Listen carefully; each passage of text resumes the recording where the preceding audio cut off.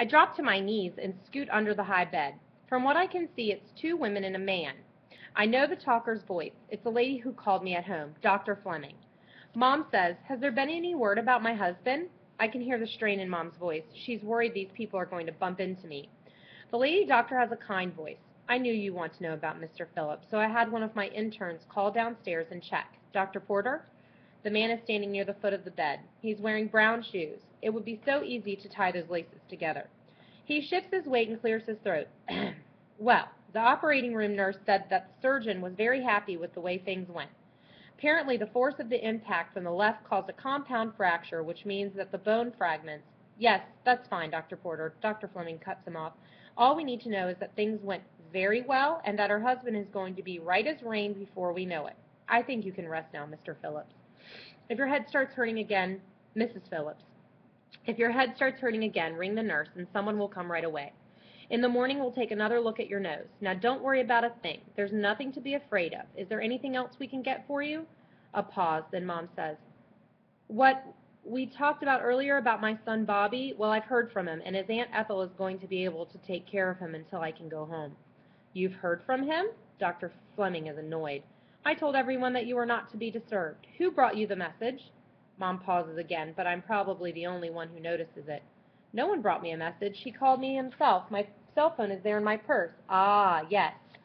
Now the doctor's voice is smiling. The cell phone. It's impossible to be out of touch these days, isn't it? Well, I'm glad that's settled. Your son was a little shook up when I called with the news, but he snapped right out of it. Sounded like a great kid. He's a wonderful boy, and thank you for calling him. You're very welcome. You've got enough to think about without worrying about your son. Now you get a good rest, Mrs. Phillips, and I'll see you tomorrow. Like a drill team, 3 pairs of feet turn and march out the door. I'm glad to stand up because the way I had scrunched up my legs under there was starting to make my toe hurt. I say, "Very smooth, Mom," about Aunt Ethel. Mom grins and then grimaces from the pain. It seemed like an easy way to get that issue settled, and I really do have my cell phone, so there's no excuse for you not keeping in touch with me. All the time her eyes are searching the air for me. Her eyes get watery again, and she says, "I can't get used to this. I hate not seeing your face. I haven't seen Mom all soft and weepy like this since my first trumpet recital back in Texas." She loves music. We both do. Dad listens and enjoys the sound waves, but Mom really hears the music. She waves her hand around, a motion that includes the room, the hospital, the whole day. It's like a bad dream, all of this. I nod in agreement, even though she can't see me. "Tell me about it.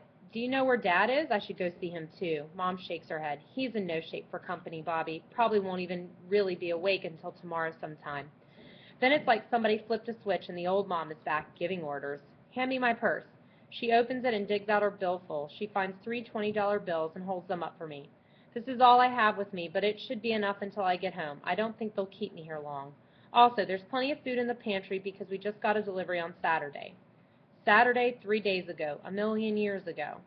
There should be a line of cabs down in the circle by the front entrance. Choose the nicest taxi, Bobby, one of those big ones, and go right home. And be sure to set the alarm the minute you're there, all right?